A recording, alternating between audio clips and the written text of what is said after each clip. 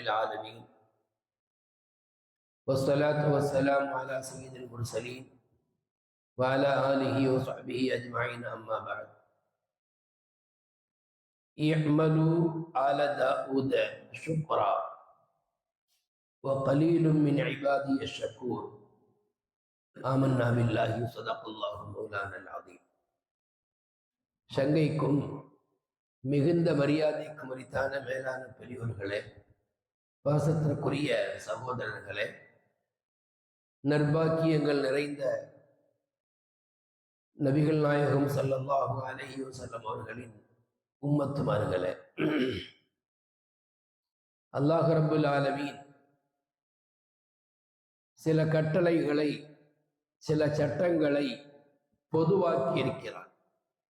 நபிமார்களுக்கும் அந்த சட்டங்கள் பொருந்தும், உம்மத்தினருக்கும் அந்த சட்டங்கள் பொருந்தும். சில சட்டங்கள் நபிமார்களுக்கு மாத்திரம் உரித்தானது, உம்மத்தினருக்கு அதில் அனுமதி இல்லை. இப்படியும் உண்டு. அல்லாஹ் ரப்புல் ஆலமீன் இன்று ஓதிய வசனங்களிலே 2 நபிமார்களை பற்றியும், அதை அடுத்து அவர்களின் காலத்தில் வாழ்ந்த வேறொரு சமூகத்தார் அவர்களை பற்றியும், அவர்களுக்கு வழங்கப்பட்ட நியமத்துகளை குறித்தும் அல்லாஹ் பேசிவிட்டு 2 பேருக்குமே, அந்த 2 நபிக்கும் சரி, அதுபோல இந்த உம்மத்தினருக்கும் சரி, அல்லாஹ் சொல்லுகிற உத்தரவு என்ன தெரியுமா? நீங்கள் உங்களுக்கு வழங்கப்பட்ட நியமத்துகளுக்கு நன்றி செலுத்துங்கள். அப்ப நன்றி செலுத்துதல் என்பது நபிமார்களுக்கு ஒரு அவசியமில்லாத ஒன்று அல்ல, அவர்களும் அதை செய்தாக வேண்டும். உம்மத்தினருக்கு கட்டாயமான ஒன்று, அவர்களும் நன்றி செலுத்தியாக வேண்டும் படைத்த ரப்புல் ஆலமீனுக்கு. இப்ப நன்றி செலுத்துதல் அப்படிங்கிற அந்த ரூட்ல நம்ம பயணித்தோம்னா வாழ்நாள் முழுக்க பயணித்து கொண்டே இருக்க வேண்டும். நியமத்துகள் அவ்வளவு இருக்கிறது. அல்லாஹ் நமக்கு வழங்கியிருக்கக்கூடிய அருட்கொடைகள் கோடிக்கணக்காக இருக்கு. அதை யாரும் எண்ணி முடித்திட முடியாது. யாரும் இப்படி சொல்லிட முடியாது, எனக்கு அல்லாஹ் 92 நியமத்துகளை வழங்கியிருக்கிறான், எனக்கு அல்லாஹ் 76 நியமத்துகளை வழங்கியிருக்கிறான் அப்படின்னு கணக்கிட்டு சொல்லிட முடியாது. இதை நான் சொல்லல, அல்லாஹ் சொல்றான். வயின் தஅது நிஅமத்தல்லாஹி லா துஹ்ஸூஹா.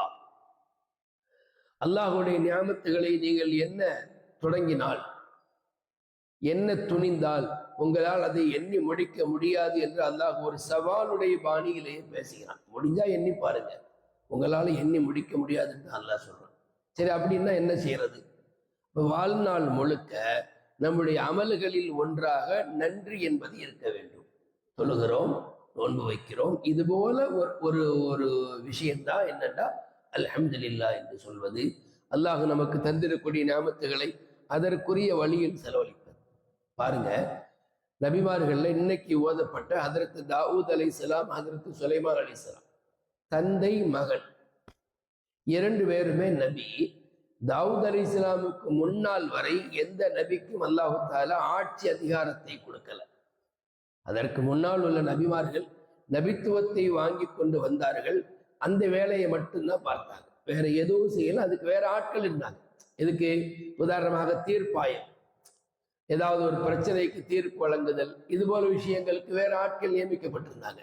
மக்களை ஆளுமை செய்வதற்கு வேற ஆட்கள் நியமிக்கப்பட்டிருந்தாங்க. நபியினுடைய வேலை என்ன? அல்லாஹ் ஒருவன் என்பதன் பக்கம் அழைப்பது. இதுதான் தாவூத் அலைஹிஸ்ஸலாமுக்கு முன்னால் அனுப்பப்பட்ட நபிமார்களுடைய காரியமாக இருந்துச்சு. முதலில் அல்லாஹ் ரப்புல் ஆலமீன் தாவூத் அலைஹிஸ்ஸலாமுக்கு தான் நபித்துவத்தையும் வழங்கினான், ஆட்சி அதிகாரத்தையும் வழங்கினான். முதல் நியமத்து ஆட்சி அதிகாரத்தை வழங்கினான். அங்கிருந்து நியமத்து தொடங்குது. அதுக்கப்புறம் அப்படியே அல்லாஹ் தஆலா அவர்களுக்கு இன்னும் பல நியமத்துகள், அழகிய குரல் வளத்தை வழங்கினான், ஞாபக சக்தியை வழங்கினான். அப்படியே சொல்லிக்கொண்டே போகலாம். பிறகு அவருடைய மகனார் சுலைமான் அலைஹிஸ்ஸலாமுக்கு அல்லாஹ் தந்தையை விட பல மடங்கு கூடுதலாக நியமத்துகளை வழங்கினான். எல்லா படைப்பினங்கள், உயிரினங்களின் பாஷையை அல்லாஹ் சுலைமான் அலைஹிஸ்ஸலாமுக்கு கற்றுக் கொடுத்தார். தாவூத் அலைஹிஸ்ஸலாமுக்கு அது தெரியாது. மற்ற அதற்கு முன்னால் உள்ள நபிமார்களுக்கோ பின்னால் வந்த நபிமார்களுக்கோ நபி ஸல்லல்லாஹு அலைஹி வஸல்லம் அவங்களுக்கு தெரியும். அதற்கு முன்னால் உள்ள நபிமார்களுக்கு பறவைகளின் பாஷை, மற்ற உயிரினங்களின் பாஷை தெரியாது. ஆனால் சுலைமான் அலைஹிஸ்ஸலாமுக்கு ரப்புல் ஆலமீன் அல்லாஹ் பறவைகளின் பாஷையை கற்றுக் கொடுத்தார். அடுத்த கட்ட நியாமத், இந்த 2 நபிக்கும் நியாமத்துகளை வாரி வழங்கிவிட்டு அல்லாஹ் சொன்னான், இஅ்மலு ஆல தாவூத ஷுக்ரா. ஓ தாவூதின் குடும்பத்தார்களே, அதாவது தந்தை மற்றும் மகன்களே, நீங்கள் இருவரும் அல்லாஹ்வுக்கு ஷுக்ர் செய்யுங்கள். உத்தரவு வந்துருச்சு. நியாமத்துகளை நான் கொடுத்துட்டேன், இனி அந்த நியாமத்துகளுக்கு நீங்க ஷுக்ர் செய்யணும். இப்ப நபியை பார்த்து அல்லாஹ் சொல்லுகிறான்னு சொன்னா நமக்கு இதுல என்ன ஒரு பாடம்? நம்மளும் குரான் ஓதுறோம், விளக்கங்களை படிக்கிறோம், அர்த்தங்களை பார்க்கிறோம். 2 நபிமார்களுமே சாதாரணமான ஆட்கள் அல்ல, நன்றி செலுத்தக்கூடிய லெவல்ல உள்ளவங்க தான். ஆனாலும் அல்லாஹ் சொல்லுவான், இஅ்மலு ஆல தாவூத ஷுக்ரா. தாவூதின் குடும்பத்தார்களை நீங்கள் ஷுக்ருடைய அடிப்படையில் உங்களை நீங்கள் ஆக்கிக் கொள்ளுங்கள் அப்படின்னு சொல்லிட்டு அல்லாஹ் சொல்றான். என்னன்னு தெரியல, கலீலும் மின் இபாதி அஷ்ஷகூர். என்னுடைய அடியார்கள்ல ஷுக்ரு செய்யக்கூடிய, நன்றி செலுத்தக்கூடிய அடியார்கள் கம்மி, குறைவு என்று அல்லாஹ் குறிப்பிடுகிறார். அப்போ ஷுக்ர் செய்ய வேண்டும். அல்லாஹ் நமக்கு தந்திருக்கும் நியமத்துகளுக்கு, அல்லாஹ் நமக்கு வழங்கியிருக்கும் அருட்கொடைகள் நிறைய எண்ணிக்கிட்டே போறோம்.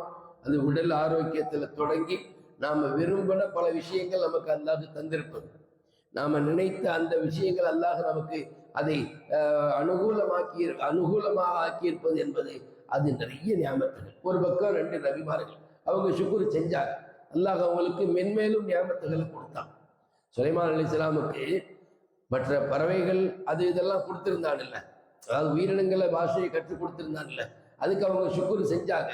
அந்த ஷுக்ருக்கு அல்லாஹ் என்ன ஸ்பெஷல் வெகுமதி கொடுத்தான்னா காற்றையும் வசப்படுத்தி கொடுத்தான். அப்போ அவங்க 2 நபிமார்களுமே ஷுக்ர் செஞ்சாங்க, ஷுக்ருக்கு உண்டான பலனை அனுபவித்தார்கள். இந்த பக்கம் அடுத்த பக்கத்தில் அல்லாஹ் உம்மத் பொறுத்தவங்களை பற்றி சொல்றாங்க. சப என்கிற ஊரில் வசித்த ஆட்கள், இவர்களுக்கும் அல்லாஹ் தஆலா நிறைய நியாமத்தை தந்தாங்க.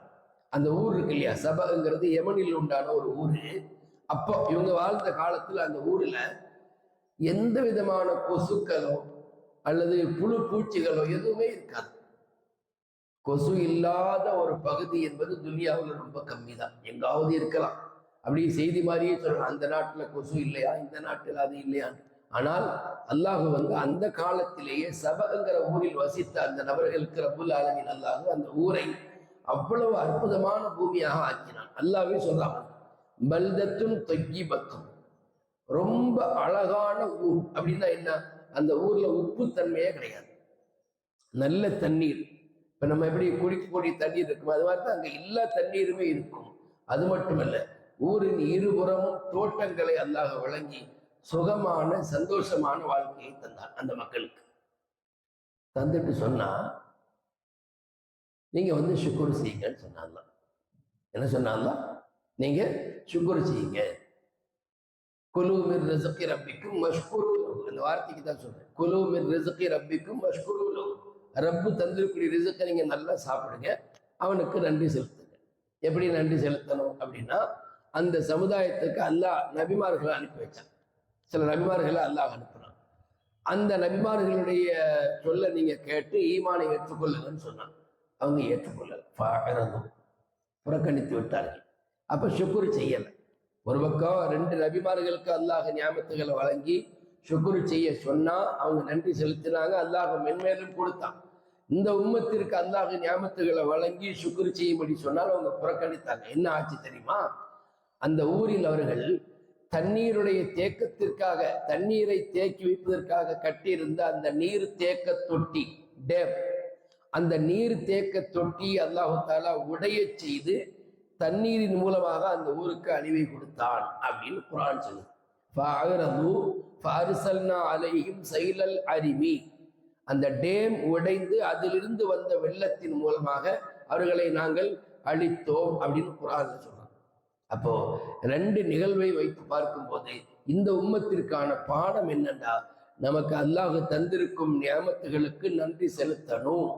அப்படி நன்றி செலுத்த செலுத்த நமக்கு நியாமத்துகள் கூடிக்கொண்டே போகும். நம்ம ஒன்றும் வேண்டாம்னு சொல்ல மாட்டோம் இல்லையா? அல்லாஹ் நமக்கு நியாமத்துகளை கொடுத்தா போதும் யா அல்லாஹ் அப்படின்னு சொல்லவே மாட்டோம். அய்யூப் அலைஹிஸ்ஸலாம் அல்லாஹ் பணக்காரனாக ஆக்கிய பிறகும் கூட ஒரு நாள் அவங்க குளிச்சுக்கிட்டு இருந்தாங்களாம். ஒரு வெட்ட வெளியில மரப்பை வச்சு குளிச்சுக்கிட்டு இருக்கிறாங்க.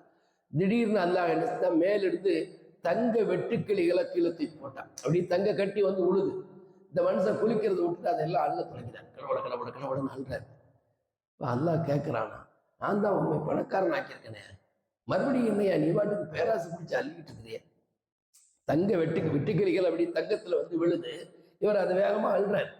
அப்ப அல்லாஹ் கேட்கிறான், என்ன இப்படி, என்ன ஐயோவே, நாங்க உன்னை பணக்காரன் ஆக்கலையா?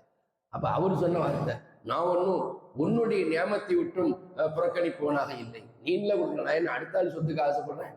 அடுத்தவங்கள்ட்ட தான் நான் எடுக்கிறேன். நீ மேல இருந்து எனக்கு வழங்குகிறாய். நான் எப்படி, எனக்கு வேண்டியதில் அல்ஹம்துலில்லாஹ் நான் நல்லத்தானே இருக்கிறேன். எனக்கு எதுக்கு கூடுதலான சொத்து பத்துகள், கூடுதலான காசு பணங்கள்? அப்போ அல்லாஹ் தரக்கூடிய நியமத்துகளை நாம வேண்டாம் என்று சொல்ல போறது இல்லை ஒருபோதும். அப்படின்னா அது மென்மேலும் வருவதற்கு வழி சுக்குர் செய்ய வேண்டும். ஞாபகம் வைத்துக் கொள்வோம், நம்முடைய வாழ்நாளில் ஒரு பிரதான அமலாக தொழுகை, நோன்பு, இது போல அமல்களில் ஒன்றாக ஒரு பரலான அமலாக நாம சுக்குரையும் சேர்த்துக் கொள்ள வேண்டும். அப்பப்போ அல்லாஹ் நமக்கு தரக்கூடிய நியமத்துகளுக்கு அல்ஹம்துலில்லாஹ், மாஷா அல்லாஹ் அப்படின்னு சொன்னதோடு மட்டுமல்லாமல், காசு பணங்களாக இருந்தால், தர்மங்கள் வழியாக, கல்வியாக இருந்தால் அதை போதித்துக் கொடுப்ப, அதை அமல் செய்து பிறருக்கு கற்றுக் கொடுப்பதன் வழியாக, உடல் ஆரோக்கியமாக இருந்தால் அந்த ஆரோக்கியத்தை கொண்டு நம்முடைய அமல்கள் மென்மேலும் அதிகமாகுவதன் மூலம் சுக்குரு செய்வோமாக. வல்ல நாயன் நம்மை ஷாக்கிரீன்களில், சுக்குரு செய்யக்கூடிய மக்களில் சேர்த்தருள் புரிவானாக. அதனுடைய பலன்களாகிய கூடுதல் நியமத்துகளை அல்லாஹ் நமக்கு உலகத்தில் வழங்குவானாக. ஆமீன் ஆமீன் யா ரப்பல் ஆலமீன். அஸ்ஸலாமு அலைக்கும் வரஹ்மத்துல்லாஹி வபரகாத்துஹு.